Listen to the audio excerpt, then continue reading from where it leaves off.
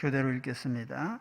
수일 후에 예수께서 다시 가버나움에 들어가시니 집에 계시다는 소문이 들린지라.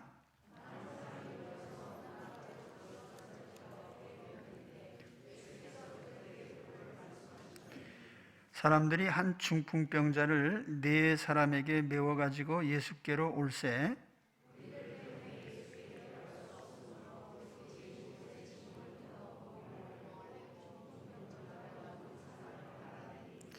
예수께서 그들의 믿음을 보시고 중풍병자에게 이르시되 작은 자야 내 죄사함을 받았느니라 하시니,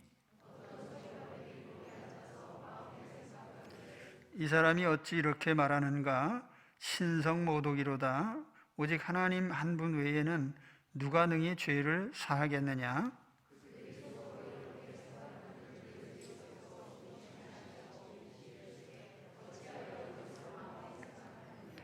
중풍병자에게 내 죄사함을 받았느니라 하는 말과 일어나 내 상을 가지고 걸어가라 하는 말 중에서 어느 것이 쉽겠느냐?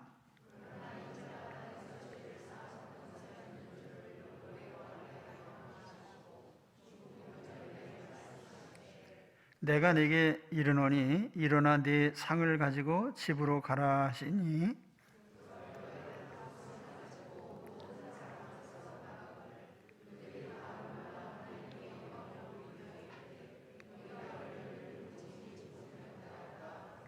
아멘. 주님께서 중풍병자를 고쳐주신 사건입니다. 마가복음과 누가복음에도 동일한 사건이 기록되어 있습니다. 마가는 사건을 짤막하지만 매우 정확하게 상황을 설명을 하고 있습니다. 1절과 2절에 보면은 수일 후에 예수께서 다시 가버나움에 들어가시니 집에 계시다는 소문이 들린지라. 첫 번째 갈릴리 순회 전도를 마치신 직후에 수일이 경과됐다고 하는 것은 아마 직전에 있었던 나병 환자를 치료하신 일이나 이러한 일들이 있은 시점으로부터 며칠이 지난 시점이죠. 주님은 어떤 사역을 하시고 사람들이 몰려오면 또 한적한 곳에 가서 기도하시고 또 이런 패턴의 일상을 반복을 하셨어요. 그래서 나병 환자를 치료한 후에 사람들이 몰려오니까 또 한적한 곳에 가서 기도하시다가 다시 이제 가버나움으로 돌아오셨습니다. 그래서 다시 가버나움에 들어가셨다 이렇게 말씀하셨고, 집에 계시다는 소문이 들린지라 그랬는데, 가버나움에 예수님이 머무는 처소, 이거 어디였을까? 누가 집을 제공을 해서 머무셨을 수도 있고, 또 어떤 주석가들은 주님이 머무신 장소를 이때는 베드로의 집이 아닌가 이렇게 추측도 합니다. 아무튼 가버나움이 예수님의 전도의 거점이었기 때문에 그곳에 주님의 거처가 있으셨어요. 거기에 사람들이 또 많이 몰려와서요. 주님이 다시 오셨다. 예수 그리스도가 다시 오셨다. 주님께서 모여든 사람들에게 말씀을 선포하셨어요. 사람들이 굉장히 많이 왔는데 말씀해 보니까 문 앞까지도 들어설 자리가 없게 가득 찼어요. 그들에게 도를 말씀하셨다. 아마 여기 도라고 하는, 로고스라고 하는 이 말은 주님이 전하신 천국 복음으로 생각을 합니다. 1장 15절에 앞서도 말씀드렸지만은 하나님 나라가 가까웠으니 회개하고 복음을 믿어라. 이것이 주님이 전하신 메시지의 핵심이죠. 또 마가가 전하려고 하는 메시지의 중심에도 항상 이것이 들어 있습니다. 그래서 주님이 이렇게 복음을 전하고 계시는데 그와 같은 주님의 설교를 가로막는 돌발 사태가 발생을 하죠. 침상에 누워있는 중풍병자를 네 사람이 들고 왔는데 사람들이 많이 모였으니까 천정을 뚫고 주님 앞으로 환자를 달아내립니다. 3절 4절에 보시면 사람들이 한 중풍병자를 네 사람에게 메워가지고 예수께로 올세 무리들 때문에 예수께 데려갈 수 없으므로 그 계신 곳에 지붕을 뜯어 구멍을 내고 중풍병자가 누운 상을 달아내리니, 상식적으로 생각하면 상당히 황당한 일이죠. 사람들이 많이 모여있고 우리 주님께서 말씀을 전하고 계시는데 갑자기 지붕이 뜯기면서 거기서 뭐가 내려오는데 보니까 침상이 내려오는 거예요. 환자가 그냥 줄에 달아서 내려오고 있는 겁니다. 아무리 지붕이 뜯기 좋다고 해도 지붕을 뜯어내고 거기를 달아내리려면은 뭐 먼지도 떨어질 거고 소음도 날 거고 그럴 텐데, 하여튼 이런 일을 감행한 사람들에 대해서 우리가 이 사람들이 참 몰상식한 사람들이다 이렇게 말할 수 있습니다. 근데 우리가 상식적으로 그거는 아무리 상황이 그렇다 해도 말이 안 되는 일이죠. 뭐 체면이나 인간적인 예절이나 뭐 이런 걸 떠나서 어쨌든 뭐 상식적으로 생각해서 그런 일을 벌이는 것은 이거는 맞지 않는 행동인데, 근데 이러한 그들의 행위에 대해서 우리 주님께서 일체 탓하지 않으셨어요. 야, 너희들 이게 무슨 일이야? 이게 상식에 어긋난 이게 무슨 행동이야? 왜 설교를 중단시켜? 혹은 왜 다른 사람들에게 피해를 주느냐? 이렇게 탓하지 않으셨어요. 근데 오늘 말씀에 마가가 기록한 걸 보면은 예수님은 오직 그들의 믿음만 보셨다 그랬어요.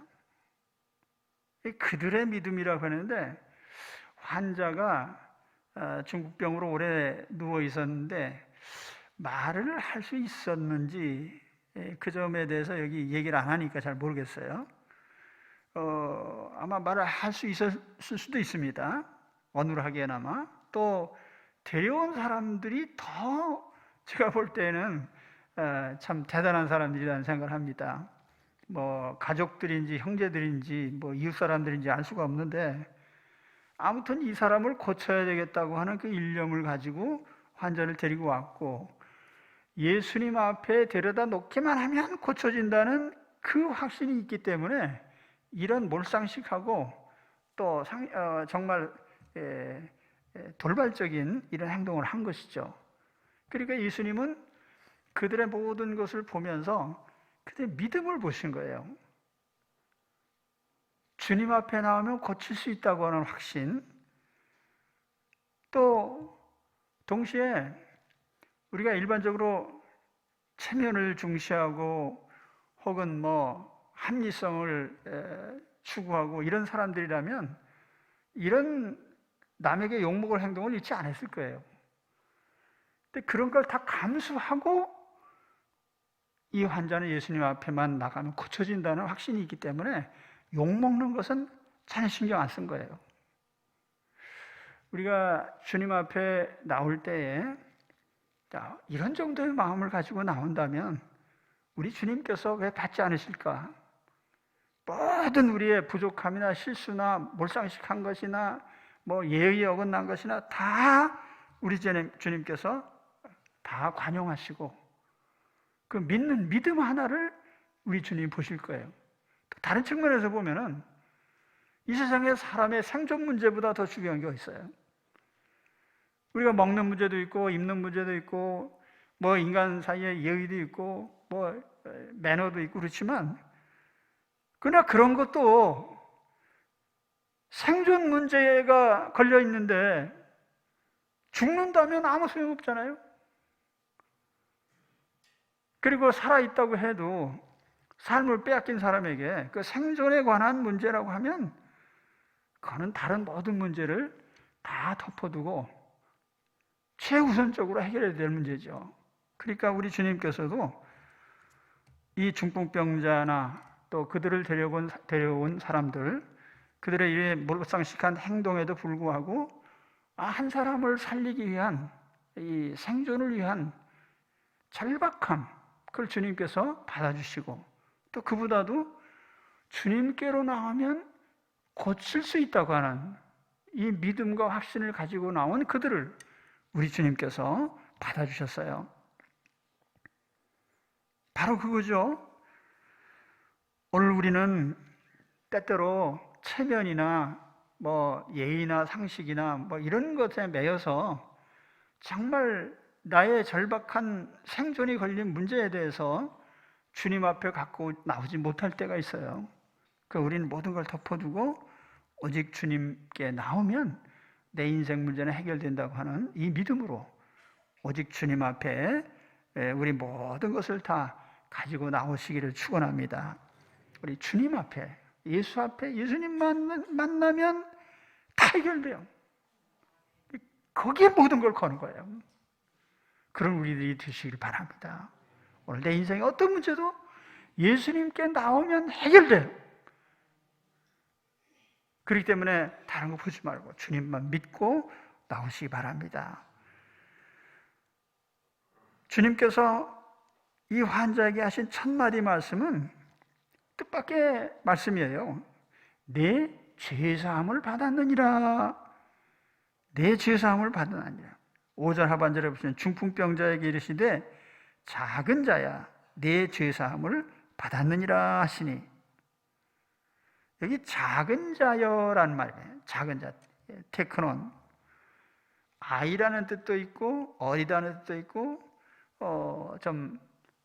보잘것없는 자. 오늘 이 작은 자여라고 하는 구절을 영어 성경에 보니까 my son, 내 아들아, 내 자녀요. 아주 사랑과 긍휼이 담긴 그런 호칭이죠. 내 죄 사함을 받았느니라. 먼저 죄를 용서해 주셨어요. 이 죄 사함을 받았다, 이렇게 우리말로 번역했죠. 이 동사가 수동태로 되어 있어요. 수동태라는 것은 우리는 죄를 용서받는 입장에 있지, 우리가 누구를 용서해주고 내가 누구를 용서하고 그거 아니에요. 나의 죄는 하나님이 용서하심으로써 내가 용서를 받아야 문제가 해결되는 거예요. 내가 내 죄값을 갚음으로 해결되는 게 아니에요. 나는 갚을 능력도 없고 누가 대신 갚을 수도 없어요. 그러니까 나의 죄는 우리 예수님께서 용서해 주셔야 용서되는 거예요. 그러니까 지옥 갈 죄인이 자기 죄 때문에 지옥에 떨어지는데 그 내 죄를 내가 무슨 돈으로 갚든지 노력으로 갚든지 고행으로 갚든지 뭘 갚아서 해결될 문제가 아니에요. 우리 주님이 용서해 주셔서 용서를 받아야 되는 거예요. 그게 이제 수동태로 되어 있는 거예요.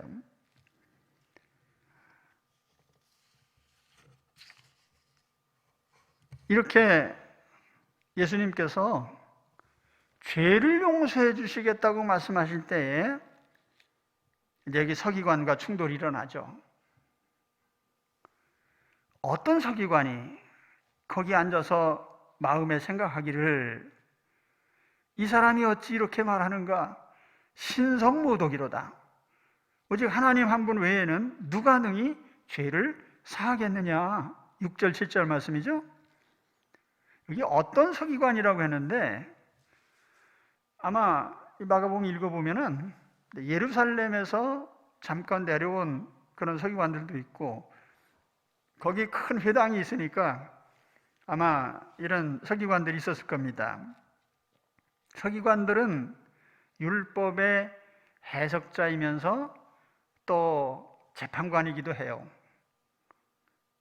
그러니까 예수님께서 어떤 말을 하고 행동을 했을 때 율법에 비춰서 재판을 하는 거죠. 죄를 용서한다고 하네?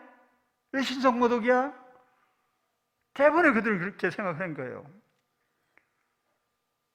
왜냐하면 죄를 용서하는 건 하나님의 권한이지 인간의 권한이 아니거든요. 그러니까 예수님이 아니 저 나사렛 목수의 아들이 죄를 용서한다고 하니까 아유 이거 신성모독이구만. 그 대번에 예수님을 제거하려고 하잖아요. 거기에서 예수님의 모든 기적을 일으키고 말씀을 전하고 열 떠나서 저 예수라는 사람 저 사람 틀렸다. 없어져야 된다. 이런 판단을 내린 거예요. 자, 그러면 사람들이 예수를 메시아라고 이해했을까요? 했을 수도 있어요. 근데 예수를 메시아라고 인정하더라도 사주권은 없는 거예요. 왜냐하면 유대인이 생각하는 메시아는 선지자처럼 다윗의 후예로 와서 사람들을 막강한 하나님께 받은 권한을 가지고 적들을 제압하고 물리치고 귀신도 이기고 자기 백성을 구원해내고 나라를 세우고 다 할 수 있는데 죄 용서는 안 되는 거예요. 왜냐하면 그건 신적인 권한이니까. 하나님만 하실 수 있는 그런 권한을 어떻게 메시아가 해가느냐. 예를 들어서 구약에 보면 다윗이 죄를 졌을 때 선지자 나단이 와서 책망을 했어요. 하나님을 대리해서 책망을 했는데 그때 다윗이 회개를 했거든요. 그랬더니 선지자가 뭐라고 했어요? 하나님께서 당신의 죄를 용서하셨습니다. 이렇게 얘기했어요. 하나님이 당신의 죄를 용서했다고 이렇게 얘기를 했지만 내가 내 죄를 용서한다는 말은 안 했어요. 그 말은 못 해요. 그건 하나님만 하실 수 있는 일이니까. 그럼 예수님께서 내 죄사함을 받았냐 이렇게 얘기를 하니까 대번에 신성모독이다 이런 얘기가 나온 거죠. 예수님은 이 서기관들의 생각에 대해서 즉각 응답하셨어요. 8절 말씀 보면 그들이 속으로 이렇게 생각하는 줄을 예수께서 곧 중심에 아시고 이르시되 어찌하여 이것을 마음에 생각하느냐. 그 서기관들이 말로 예수님께 항의는 못했어요. 속으로 생각한 거지. 이거 신성모독이다. 저 사람 없어져야 되겠다. 속으로는 생각했지만 말로는 안 했거든요. 근데 예수님께서 아신 거예요. 왜? 예수님은 하나님이시니까요. 그리고 즉각적으로 공격을 하시죠. 중풍병자에게 내 죄사함을 받았느니라 하는 말과 일어나 내 상을 가지고 걸어가라 하는 말 중에서 어느 것이 쉽겠느냐? 자, 주님이 물으신 질문은 실제적인 능력의 문제예요. 자, 말로 하는 것이 쉬운가? 실제로 어떤 능력을 나타내는 것이 쉬운가? 말로 하는 게 쉽죠. 그러니까 내 죄사함을 받았느니라 그 말로 하는 거 아니에요. 사실 내 죄사함을 받았느니라고 말로 했을 때 실제로 죄가 사해졌는지 여부에 대해서는 겉으로 드러나 보이는 게 없어요. 그런데 일어나 내 침상을 갖고 걸어가라 라고 말한 것은 그런 결과가 나타나야만 입증이 되는 것이니까 그 능력이 없으면 안 되는 거예요. 그러니까 예수님이 말씀하신 뜻은 내가 말로만 용서한다고 하면 그거는 얼마나 문제될 것도 없고 오히려 쉬운 말 아니겠냐. 그러나 내가 환자에게 일어나 내 침상을 가지고 걸어가라 했을 때 실제로 걸어가게 되면 그건 말로 죄 용서했다는 것보다 훨씬 더 큰 능력이에요. 주님의 신적인 권위가 증명되는 거예요. 그래서 주님께서 이 말씀을 하시면서 곧 명령을 하셨죠. 자, 10절에 보시면 그러나 인자가 땅에서 죄를 사하는 권세가 있는 줄 너희로 알게 하려 하노라. 뭘로 알게 해요? 실제 그러한 사건이 기적이 일어남으로써 환자가 치유됨으로써 알려주겠다는 거죠. 10절에 보시면은 인자가 땅에서, 인자는 예수님이 자기를 가리킬 때 쓰는 용어거든요. 그러니까 인자라는 칭호는 예수님이 자기를 가리킬 때만 쓰셨지 다른 사람들이 예수님 가리킬 때 이 단어를 전혀 안 썼어요. 인자라는 Son of Man이라고 하는 인자라고 하는 것은 예수님이 자기를 가리킬 때 쓴 표현이고 오히려 이것은 예수님의 인성을 가리키기보다는 신성을 가리키는 그런 칭호예요. 예수님이 사람의 모습으로 오셨으니까 나는 사람의 아들이다. 그러나 나는 신성을 지니신 하나님의 아들이라고 하는 것을 단어적으로 표현하는 그런 표현이죠. 그리고 땅에서 죄 사하는 권세가 있다. 땅에서 죄를 사하시는 권세가 있다. 땅에서라는 말도 상당히 의미가 있어요. 예수님이 죄를 용서하시는데 나중에 하늘나라에서 용서하시는 게 아니고 지금 이 땅에서 용서할 권세를 갖고 오셨어요. 그리고 그것이 우리에겐 더 중요해요. 우리가 땅에서 용서받아야 우리가 이 땅을 떠날 때 하나님 나라로 천국으로 가죠. 땅에서 용서 못 받으면 천국에 못 들어가잖아요. 그렇기 때문에 우리는 예수님을 통해서 이 땅에서 사는 동안 용서받아야 돼요. 땅에서 사는 동안 예수님을 믿고 영접하고 죄 용서받고 하나님 자녀가 되야죠. 그러므로 오늘 우리 예수님께서 내가 땅에서 죄 용서하는 권세가 있는 걸 알려주겠다고 하셨어요. 오늘 우리도 이 땅에 사는 동안에 예수님 믿고 예수님께 용서 받으셔야 됩니다. 이미 우리는 다 예수님 믿고 용서 받으셨죠? 그래요. 땅에 있을 때 우리가 언제 죽을지 모르거든요. 뭐 내일 죽을는지 모레 죽을는지. 오래전에 제가 아는 목사님 풍기에서 목회를 하실 때 갔는데 마침 그 교회에 젊은이 한 사람이 오토바이 사고로 세상을 떠났다고 하면서 그 전도를 해도 그렇게 안 믿으면서 다음 주에 교회에 나올게요 그랬대. 그런데 그 주간에 세상 떠난 거예요. 땅에서 예수 믿는다는 사실이 사실 시급한 문제거든요. 오늘 여러분 땅에 있는 동안에 예수님을 영접하시고 죄 용서를 받으시기 바랍니다. 그 주님이 가장 중요하게 생각하시는 거예요. 땅에 있는 동안 나에게 용서받아야 돼. 그 용서를 위해서 오셨으니까요. 자, 그 다음에 주님은 환자에게 사죄를 선언하신 후에 다시 명령을 하셨죠. 일어나 내 침상을 들고 걸어가라. 일어나 네 상을 가지고 집으로 가라. 10절 11절이죠. 중풍병자에게 말씀하시되 내가 네게 이르노니 일어나 네 상을 가지고 집으로 가라 하시니 그가 일어나 곧 상을 가지고 모든 사람 앞에서 나가거늘. 자, 주님이 사죄권을 가진 하나님이신 걸 보여주겠다고 하셨죠. 그래서 이 규절에서 제일 중요한 것은 내가 내게라고 하는 규절이에요. 내가 내게 명령한다. 내가 내게 명령한다.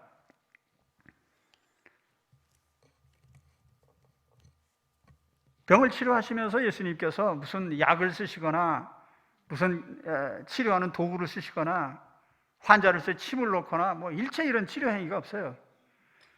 내가 내게 명령한다. 이걸로 끝나는 거죠. 왜냐하면 주님은 하나님이시니까.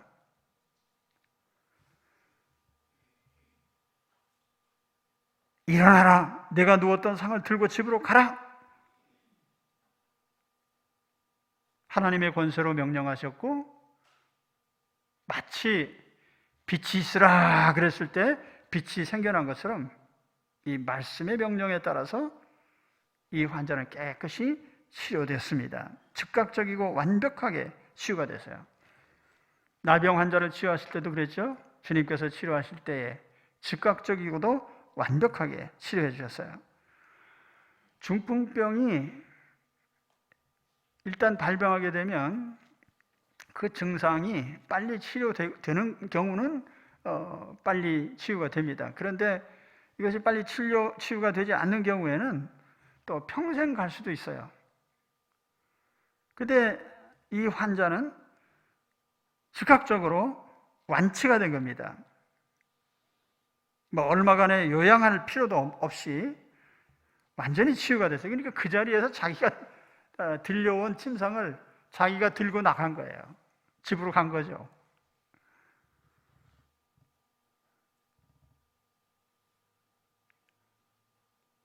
오늘 이러한 주님의 치유를 받으시기를 축원합니다. 근데 우리가 여기서 이 환자가 죄 사함을 받고 병을 고친 이 사건을 통해서 이 죄를 용서받는 것과 질병과의 어떤 상관관계에 대해서 좀 생각해 봐야 돼요. 질병과 죄가 직접 연관이 있는가?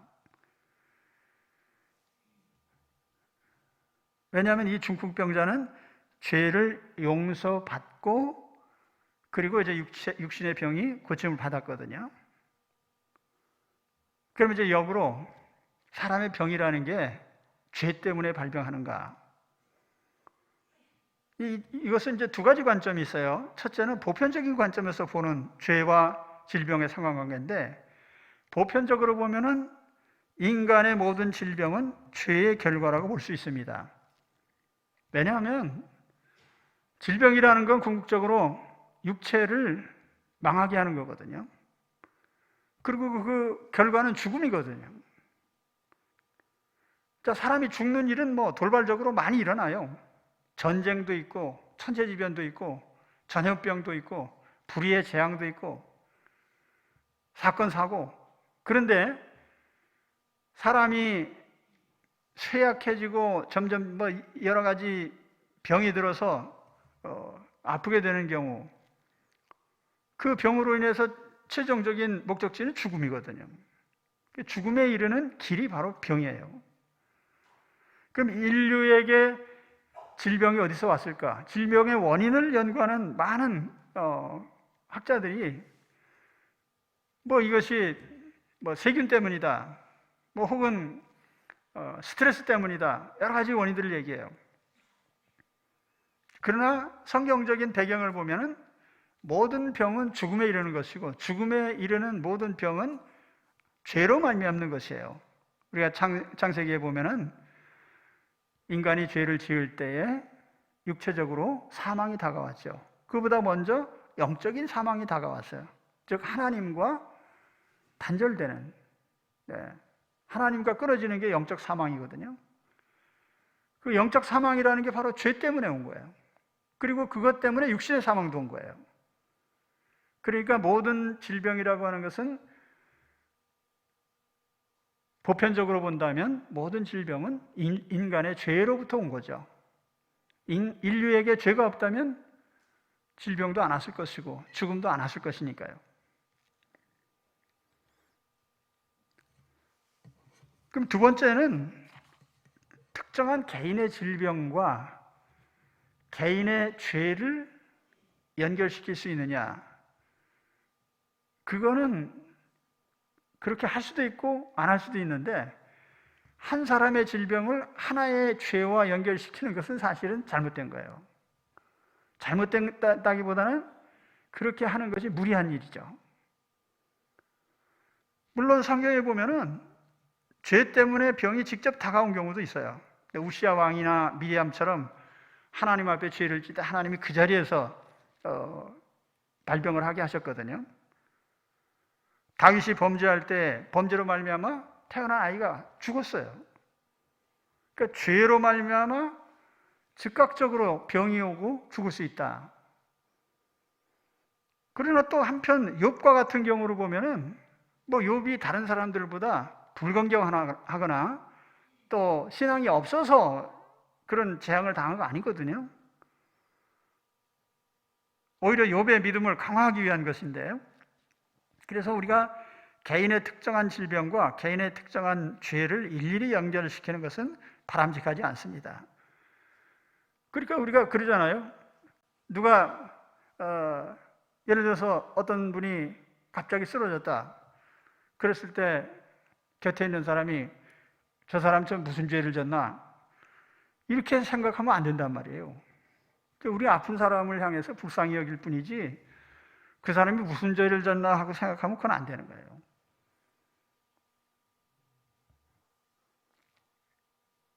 근데 그거는 남들이 그렇게 생각해서는 안 된다는 얘기고 본인은 거꾸로 생각해야죠. 내가 아프다 그러면 하나님 앞에 하나님 내 죄를 용서해 주세요. 이렇게 회개해야 되는 거죠. 그죠? 그러니까 남의 병이 들었을 때 남을 정죄하지 말라는 거예요. 그러나 환자 당사자의 입장에서 볼 때는 우리가 어떤 병이든지 먼저 마음의 회개부터 해야 되는 거예요.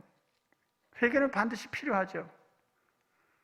그러니까 주님께서 이 중풍병자에게 내 죄사함을 받았느니라고 말씀하신 것은 이 사람의 생애에 죄가 있다는 얘기겠죠.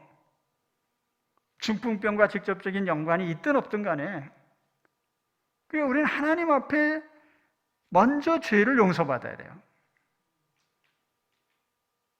사망이 올 때 두 가지 경로로 왔다 그랬죠? 영적인 사망이 오고 육신적인 사망이 왔는데 치유도 똑같은 거예요. 죄 용서받고 육체의 병을 치료해야 되는 거예요. 영혼의 치유받고 육신의 치유를 받아야 되는 거예요.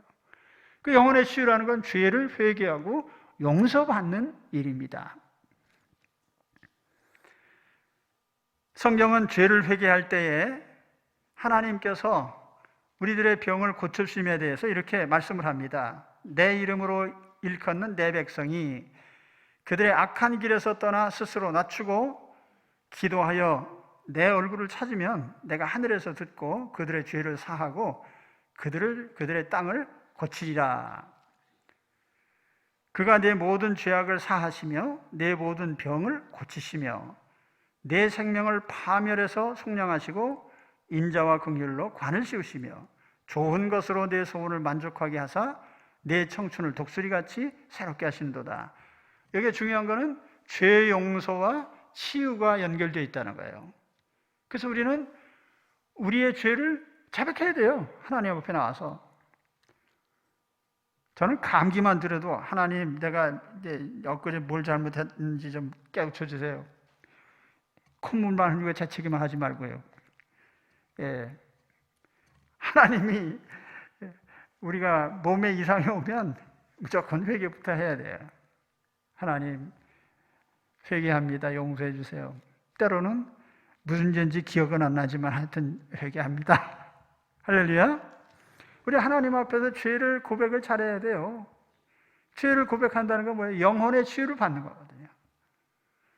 그래서 야고보 사도는 얘기하기를 너희 중에 병든 자가 있느냐? 그는 교회의 장로들을 청할 것이요 그들은 주의 이름으로 기름을 바르며 그를 위하여 기도할지니라. 믿음의 기도는 병든 자를 구원하리니 주께서 그를 일으키시리라.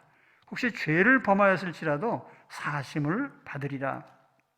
그러므로 너희 죄를 서로 고백하며 병이 낫기를 위하여 서로 기도하라. 의인의 간구는 역사하는 힘이 큼이라. 야고보 사도가 죄를 서로 고백하면서 기도하라 그랬거든요. 그건 뭐냐면 영적으로 죄 용서를 먼저 받아야 영적 치유를 받고 그리고 나서 육체적인 치유를 받으라는 거예요.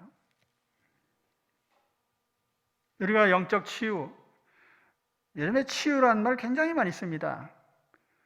교인들도 치유라는 말 굉장히 많이 써요. 치유, 회복. 근데요, 치유의 본질은 뭐냐면 회개에 있는 거예요. 죄 용서받는 데 있는 거예요. 그러니까 우리가 죄의 문제를 해결하면 모든 것이 치유되는 거예요. 믿습니까? 죄의 문제를 해결하면 모든 게 치유되는 거예요. 육신의 병이든 영적인 병이든. 그러나 먼저 영혼의 치유를 받는데 영혼의 치유는 죄 용서 받는 게 영혼의 치유예요. 그래서 이것저것 세상에 치료들이 있지만 가장 먼저 마음의 치유는 내 죄를 회개하는 데서부터 시작해요. 내가 무슨 죄를 졌지? 생각해 보시라고요. 깊이 있게. 하나님 앞에 내가 무슨 죄를 졌나? 다윗이 회개할 때 보면은 다윗은요, 좀 과장법을 써서 자기 침대가 눈물 때문에 다 젖었다는 거예요. 중국 사람들의 과장법을 쓰면은 내가 눈물 때문에 내 침대가 떠내려갈 뻔했다. 이게 그렇게 회개하는 거예요. 죄를 회개하는 것이 치유의 근본이기 때문에 우리는 하나님 앞에서 깊이 있는 회개를 하면 그럴 때 우리의 모든 병이 치유될 줄로 믿습니다. 오늘 그런 치유를 받으시기 바랍니다. 회개하고 치유받는. 그리고 마지막 장면은 이제 12절에 그들이 다 놀라 하나님께 영광을 돌리며 이르되 우리가 이런 일을 도무지 보지 못하였다 하더라. 다 놀랐어요. 그리고 이런 일은 본 적이 없다. 말씀 한마디로 병이 나았으니까.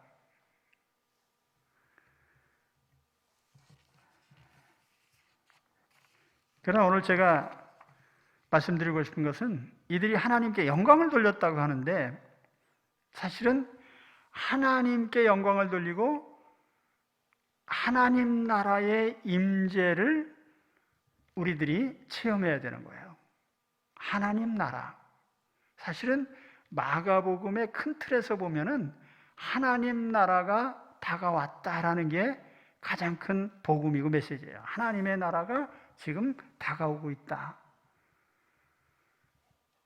병 하나 고치고 끝나는 그게 아니라 그 병으로 말미암아, 그 치유됨으로 말미암아 하나님 나라가 내게 다가왔다는 거예요. 내 삶에서 하나님 나라가 시작돼야 돼요. 예수님이 누구죠? 하나님 나라의 주인이시고 왕이셔요. 하나님 나라의 주인이 이 땅에 오셔서 하나님 나라의 백성을 불러내시는 거예요, 지금. 질병 치료를 통해서. 죄를 용서하시고 하나님 나라 백성으로 삼으시면서 불러내셔서 이 땅에서 하나님 나라를 시작하시는 거예요. 그러니까 이 중풍병자는 이제 병 고치고 죄 용서받은 그러한 개인적인 결과로 끝나는 게 아니라 그의 생애가 이제 주님과 함께 하나님 나라를 시작한다는 데 의미가 있는 거예요. 오늘 여러분 예수 믿고 우리의 삶이 거듭나고 새로워졌어요. 저도 20대 병으로 고생하다가 주님 믿고 치료를 받고 회복이 됐습니다. 큰 은혜를 체험했죠. 그래서 내 생애에 달라진 게 뭐죠? 내 생애에 하나님 나라가 시작된 거예요. 내가 천국의 일을 하고 하나님 나라를 목표 삼고 지상에서 살고 있지만 주님과 함께 천국의 삶을 살아가는 그것이 나의 축복입니다. 오늘 여러분 예수님께 죄 용서 받으시고 육신의 병도 고치시고 거기서 뭐 끝나지 않고 천국을 주시기 위해서 오신 예수님, 그 예수님과 함께 천국을 시작하시기를 축원합니다. 내 삶에서 영원 천국을 시작하시고 가정의 천국을 시작하시고 또는 하나님 교회 천국을 시작하고 우리가 다 천국을 이루기 위해서 왔잖아요. 오늘 주 안에서 치유와 회복과 함께 하나님 나라를 시작하시는, 그래서 하나님께 영광 돌리는 모든 성도들이 되시기를 주의 이름으로 축원합니다. 기도하겠습니다.